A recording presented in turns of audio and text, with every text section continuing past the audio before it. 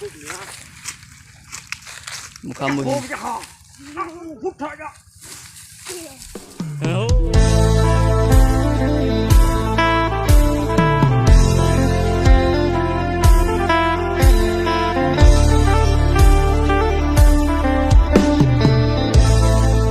สบายดีเด้อเนาะกับสบายดีแล้วก็สวัสดีเด้อพี่น้อง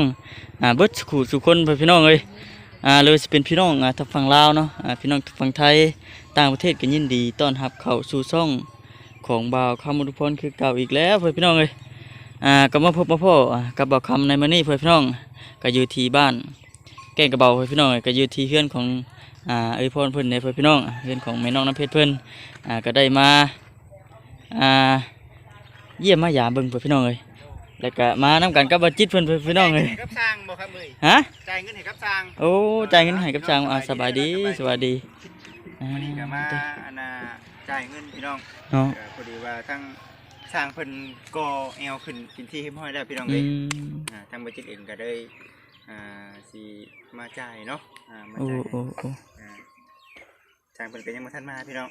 ก็เป็นจังได๋สิพากันไปไสนี่ว่าสิพากันไปเอามาข้อก่อนวะเอามาหลายๆเด้อหาถุงยางก่อนถุงยางนี่ได้บ่เนาะถุงตัวนี้ได้บ่ถุงนี้เลยเอาบ่เขียนบ่น้ำบ่ตาที่แหคนละถุงแล้วบ่ถุงน้อยเดียวนึงบ่เอาใกล้ๆแค่มาถุงนี้เด้อเอาเผื่อบ่อยากอยู่บ่โอเคสวัสดีเด้อสวัสดีไปเอามาข้อก่อนเด้อแม่นหมูแดงบ่มาก็เห็นทั้งเพิ่นก่อขึ้นสูงขนาดพี่น้องเอ้ยยังแต่ดินบัดนี้เนาะดินก็เทค่าดินที่ว่าสิเอามาถมนี่บ่โอเคเนาะซะเนาะโอเคพี่น้องพูดแล้วก็ข้อก็อยู่พูดไก่พี่น้องเอื้อยเพิ่นก็จูดเฮ็ดนานพักอยู่พี่น้องโอ้ยมารอบนี้ไปซังน้ำมาจะใส่อีกเดี๋ยวฝนตกมื้อนั้นบ่เนาะ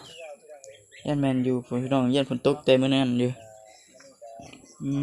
พี่น้องเอ้ยไปทางไหนได้เนาะ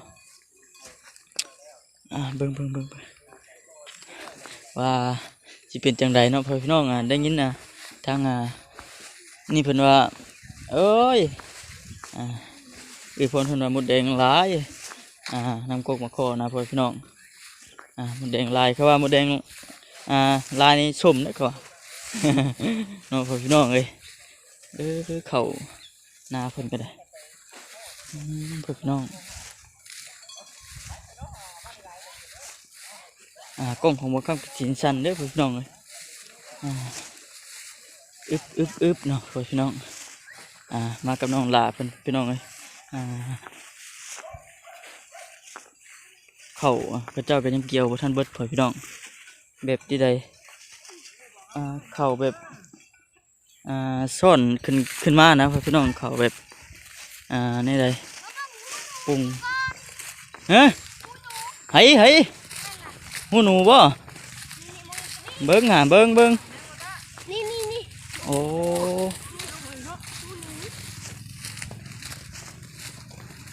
ลึกแท้นี่มึงนี่ก็บังนะหูหนูใหญ่บ่นี่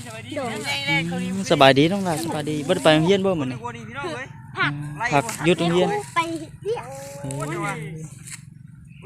นี่กูไปโรงเรียนมันไปอีกคุยหนูใหญ่ได้เนาะเฮ็ดได้เอานี่เอาอูดเอาบ่แปลวมันอยู่พี่สบายดีว่าตาสบายดีเด้อบ่เวียดสบายดีผมอย่างใหญ่ใช่อันนี้มึงนี่เนาะบ่เวียดสิพดผ้าบ่ครับมื้อกี้นี่ยังนี่เจ้าผ้ายังนี่ว่าได้ยินข่าวว่าสิไปเอาพ่อเนาะโอ้ได้จ้ะเนาะจัดหนักจัดเต็มไปเฉพาะพี่น้องต้องใส่เบิ่นเนาะคิดว่าเพิ่นท่วงบ่เวียดเล่นได้บ่ครับมื้อกี้นี่บ่คำหักก็เคยเห็นได้อันหนูใหญ่ดีบ่เวียดเจ้าโอ้มันได้สิทำอยู่จักแล้วนี่บ่ครับหนูยังเนาะหนูใหญ่บ่หนูพุกหนูยังปลามีหลายบ่อนแห้งนี่โอ้พี่น้องเอ้ยเบิ่งแน่อันกว่าที่ว่าอันพุ่นขดขึ้นมาซ้ำกับปั้นพี่น้องเอ้ยเดี๋ยวว่ากินทั่วชีพได้บ่ครับเอ้ยนี่พี่น้องพุดแล้วก็พอนี่กับไผได้เพิ่นมาจูดเพื่ออู่ที่ว่าพูดออกไปเนาะโอ้ยแต่เสียงพี่น้องเอ้ยเปิดว่าแถวนี้มันใกล้ดงนะพี่น้องเลย อืมแต่เกิดบ่คำหักก็เห็นขวยหนูใหญ่ขนาดนี้เพื่อนพี่น้องเลยก็ปลาเด้อสอดพี่นี่เจ้าของหน้าเขาจีให้อูดอยู่บ่เนาะเห็นว่าอูดนี่ โอ้บรรยากาศเพื่อนพี่น้องเลยบรรยากาศแบบว่าค่อยคำลงแรงหั้นนะอากาศชีเย็นๆแน่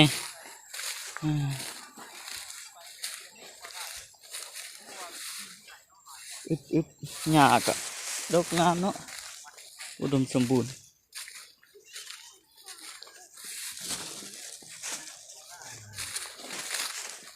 โอ้โหพี่น้องกกโขอยู่ทำไมกกโข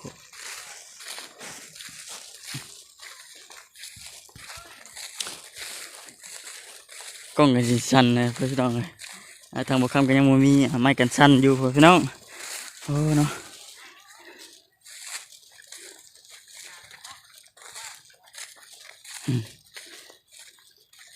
นี่พี่น้องใกล้ชิฮอดแล้ว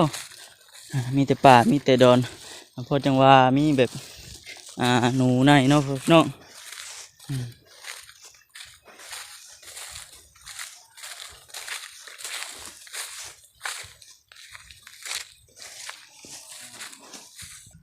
ทั้งน้องน้ำเพชรก็มาเลยพี่น้องเป็นยังกล้ามาเลยพี่น้อง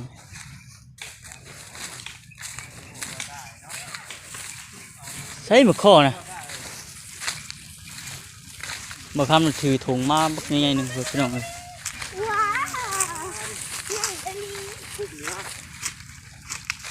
บ่คำบ่เห็นโอ้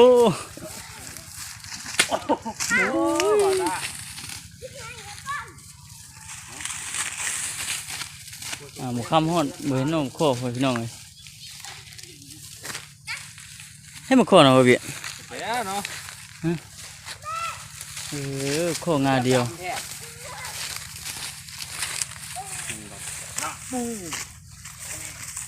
ฮึบแต่โคบเก็บเอาป่ะกินได้อยู่ป่ะตาขี่มือมาเบิ่งเองนี่โอ้ยเนาะกันมาตาไปนั่งบ่เนื้อเป็นเนื้อเนาะพี่น้องเลยให้ขึ้นลนโคบคือบ่เห็นยังทันแขวแถวป่ะตาเต็มอยู่ว่าถุงยางนี่เอามาใหญ่เถอะดิคือเอามาใหญ่เถอะเพิ่นให้ได้เพิ่นพี่น้องไอ้ชาวว่าบ่ให้เพิ่นกินนี่เป็นอยากบ่อยากเอาได้เอาใช่บ้านนู้นปูโอ้บ้านที่ว่ากินมื้อนั้นบ่ทางไปน้ำตู้ปีนบ่ว่าตาแม่น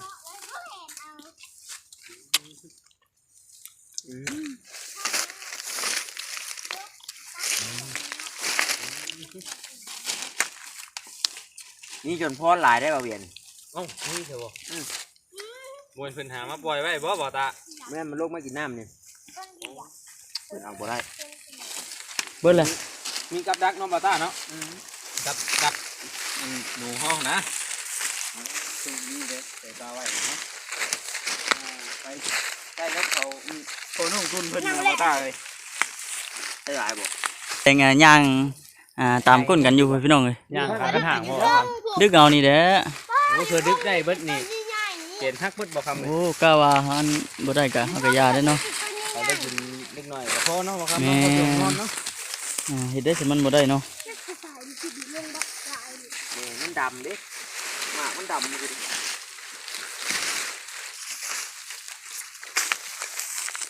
ก็คือสิประมาณนี้จ้ะพี่น้องเลยก็คือสิประมาณนี้เนาะพี่น้องจังใดก็ทางบ่คำก็คือสิได้ขอตัวจบคลิปเพียงเท่านี้พี่น้องเลยมากะทางเอื้อยเพิ่นก็จุไผคนปุ่นอยู่พี่น้องเลยโอ้ฮ้อนหลายพี่น้องจังใดก็ต้องกราบขอบคุณเนาะพี่น้องทุกคนที่เข้ามากดติดตามชมคลิปของบ่คำแล้วก็บ่คำโฆษณาของบ่คำเนาะท้ายนี้เนาะบ่คำก็ต้องขอให้พี่น้องอยู่ดีมีแรงเบิดทุกคนพี่น้องเลยท้ายนี้เนาะบ่คำก็ต้องขอกล่าวคำว่าสบายดีพี่น้องบ๊ายบาย